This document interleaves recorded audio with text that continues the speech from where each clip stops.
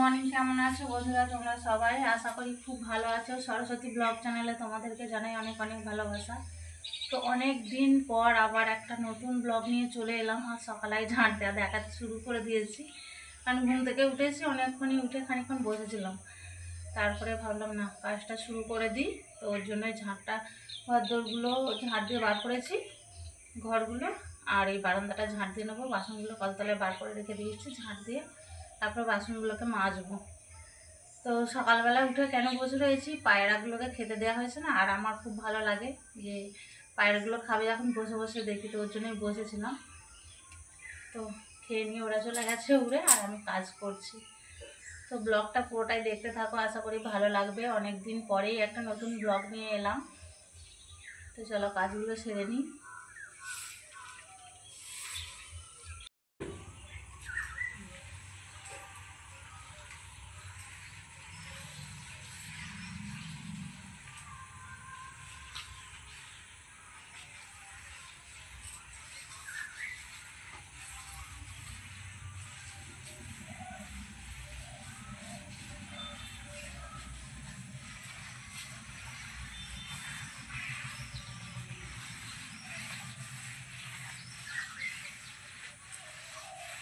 ঘরদোরগুলো ঝাঁট দেওয়া হয়ে গেছে, উঠোনটাও ঝাঁট দিয়ে নিয়েছি, আর ঘরদোরগুলো লাতা দিয়ে নিচ্ছি। তো পুরো ঘরটা লাতা দিইনি, মানে বারান্দাগুলো, খালি বারান্দাটা, চৌকাঠগুলো দিয়েছি। কারণ বৃষ্টি হয়েছে, তো দুদিন ধরে বৃষ্টি হচ্ছে, তো ঘরদোরগুলো একটু স্যাঁতস্যাঁতে হয়ে গেছে। আর আমার গোবরও নেই, ওর জন্য পুরো ঘরগুলো দিলাম না, অর্ধেকটা দিয়েছি, মানে চৌকাঠগুলো। পায়রাগুলো আবার এসেছিলো, খেতে দেওয়া হয়েছিল, সব খায়নি, হাফ খেয়ে চলে গেছে।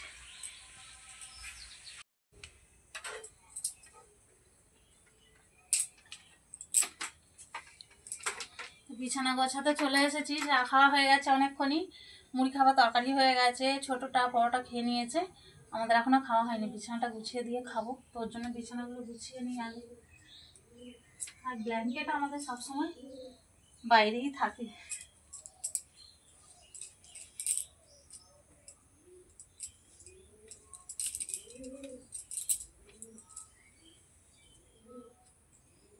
রেখে দাও।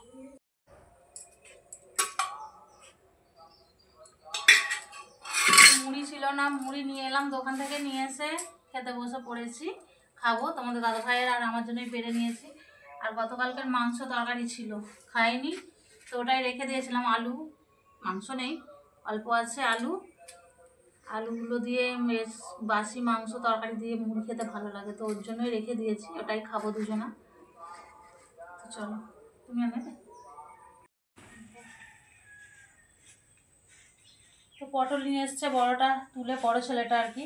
সকালবেলা মা এসেছিল, এসে ডেকে নিয়ে গেল, বলছে চ পটল কতগুলো হয়েছে, পটলগুলো তুলবো, কারণ বাজারে দেবে বলে। এখন তো ভালো পটল হচ্ছে না, তো বলছে 1 কিলো 2 কিলো যা হবে ওগুলোকেই তুলে নিয়ে বাজারে দেবো। তো সেই জন্য খাবার জন্য ছেলেটাও নিয়ে এলো।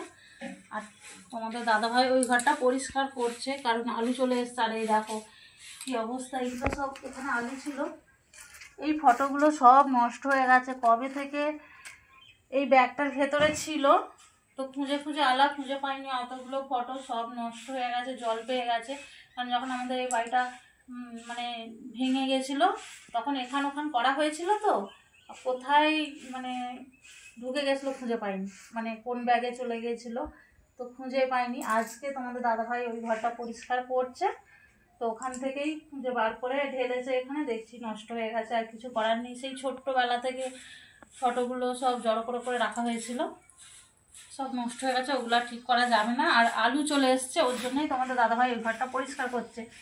এই যে বীজ আলু চলে এসছে, কারণ আর মানে কিছুদিন পরই তো আলু বসানো পড়ে যাবে, ধানটা কাটা হয়ে গেলে। এখনও ধান কাটা হয়নি আমাদের। তো চলো তোমাদেরকে একটু মাঠের দিকটা দেখাই, ধানটা কতটা কি পেকেছে। আকাশটাও মেঘ করেছে, বৃষ্টি কটা দিন হচ্ছে, আজকে হয়তো হবে, অনেকটাই মেঘ ধরেছে। আর ধানটা এখনও কাটতে টাইম লাগবে, দিন 15 তো লাগবে অবশ্যই। তো আলুটা যেহেতু দিয়ে গেছে, যার কাছ থেকে আমরা বীজ আলু নিই, তো আসলেই বাড়িতে বয়ে দিয়ে চলে যায়, মানে না বললেও দিয়ে চলে যায়। আর আজকেই সকালবেলা দিয়ে গেছে, গতকালকে তোমাদের দাদাভাই গিয়েছিল বাজারের দিকে, বলেছে যে আলু আসলে দিয়ে আসবো, আর তোমাদের দাদাভাই বলেছিল যে এখন দিয়ে পাঠাওনি, পরে পরে নেবো আর কি। এখন তো রাখার তো জায়গা চাই, অনেকগুলো আলু, তাই না, কোথায় রাখবো? তো ওর জন্য সকালেই দিয়ে গেছে, কিছু করার নেই, যে কোনো কোথাও তো ঢেলে রাখতে হবে, না হলে নষ্ট হয়ে যাবে। আর এই রাখো এখনও কাঁচা রয়েছে ধান।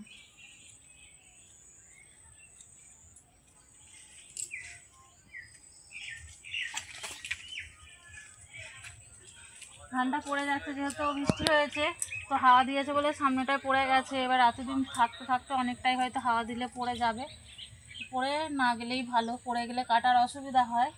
যেহেতু আমরা এগুলো ডাঙা জমি হাতেই কাটি, মানে সব কটা হাতেই কাটা হয়, এখানে তো মেশিন ঢুকবে না, আর ডাঙা জমি কি মেশিনে করে কাটবো, তাই না? তো ওর জন্য হাতেই কাটা হয়। আর আমাদের বাড়ি থেকে বেরোলেই তো মাঠ, মানে সবুজ, কি বলবো, দেখতে খুব সুন্দর লাগে। তো এগুলোতেই আলু বসানো হবে। এখনও ধান এই সবে হলদে মতো হয়েছে, কাটতে এখনও দিন 15 তো অবশ্যই লাগবে, তারপরেই আলু বসানো হবে। ততদিন আলুটাকে যে কোনো এক জায়গায় ঢেলে চারিয়ে রাখতে হবে, কলাটা হতে দিতে হবে, মানে চারিয়ে রাখলে কলাটা ভালো ফুটবে, আর না হলে সেই কলাগুলো ভালো হবে না, গাছটা সরু সরু হবে। তো ওর জন্য ঢেলে একটা ভালো জায়গায় রাখতে হবে। মাটির নিচে রাখলে আবার শেকড় ছেড়ে যাবে, ওটা বসালে ভালো গাছ হবে না, অনেক রকম আর কি সমস্যা আছে। তো ওর জন্যই ওই ঘরটা পরিষ্কার করতে তোমাদের দাদা হয়, ওখানে নিচেটায় হয়তো চটফট পেতে তারপর রাখা হবে। উঠোনে ঢেলে রাখবো, বৃষ্টি পড়ছে কোথায় রাখবো, উঠোনে মানে রোদটা পাবে তো শেকড়টা অতটা ছাড়বে না, নিচে মাটির রসটা টেনে যাবে, শেকড়টা ছাড়বে না। ওর জন্যই বলছিলাম উঠোনে রাখলেও ভালো, অনেকে উঠোনে রাখে, কিন্তু বৃষ্টি হচ্ছে উঠোনে রাখা যাবে না। তো চলো রান্না বসাবো, এখনও রান্না বসাইনি। তো আমাদের দাদাভাই এই কাজগুলো করছে বলে আমি বাসনগুলো, মানে মুড়ি খাওয়া হয়েছিল, বাসনগুলো মাজা হলো, এবার কাজ করবো, আস্তে আস্তে রান্না বসাবো।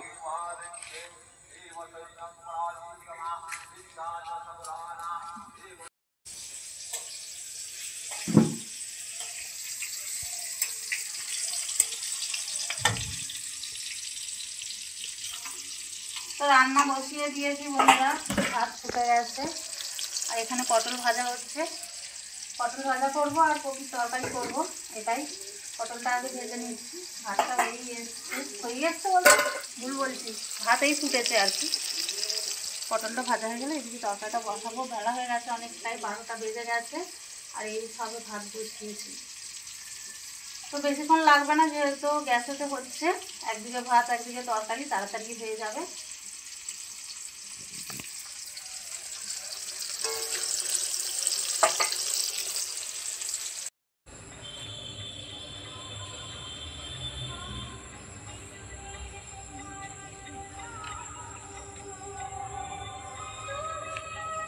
রান্না বাড়ার পর রান্না করে খাওয়া দাওয়া করে শুয়েছিলাম একটু, অনেকক্ষণই আসিনি তোমাদের সামনে।